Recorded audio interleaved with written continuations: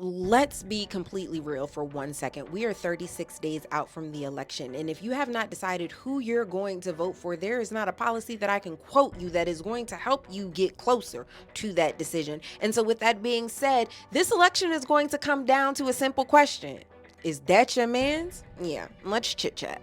I truly wish I was lying to you, but this weekend at a football game in Alabama, Trump threw boxes of chicken tenders at his supporters. And again, you have to ask yourself, like, is that your man? Now, before we go any further, you need to remember this. Pennsylvania, big swing state. Some might say you can't win a presidential election without it. Kamala Harris is currently up less than 1 point in Pennsylvania. While at a rally in Pennsylvania, Trump suggested, well, kind of the opposite of a purge. In his scenario, the police would have one day to be really, really violent and really, really harsh on crimes in effort to, well, eradicate crime. If it's good for the goose, it's good for the gander. That means that the same question can be applied to Kamala Harris. Is that your man's? Let's see what Kamala Harris was doing this weekend. Kamala Harris did two things y'all claim she never does. She, one, did an interview. Two, she did it with All the Smoke, a podcast that is directed at, well, let's be real, us. You don't have to take my word for it. Let's hear what Trump said and let's hear what Kamala Harris had to say. And again, you need to ask yourself,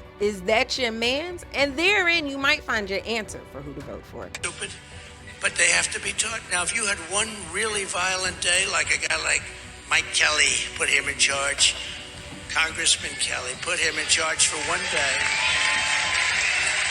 Mike, would you say, he's right here, he's a great congressman. Would you say, Mike, that if you were in charge, you would say, oh, please, don't touch them. Don't touch them. Let them rob your store. Let all these stores go out of business, right? Versus what Kamala had to say. All right, because here's the thing. Here's the thing that we have to remember, and I know we do, and we feel, but we have to be intentional about it, because the forces and the emotions will drag us from this point. The most important thing is that our kids grow up healthy. And, you know, I think of the many things that we role model, probably the thing we role model the most that we don't realize is how to form healthy relationships. Mm-hmm. You know, we teach our kids how to drive. We will sit down and do homework with them. But one of the things we are teaching them every day, and we have to be intentional. We will not be perfect. Right. We will fall short. Yeah. But it's how to develop healthy emotional relationships. Yeah.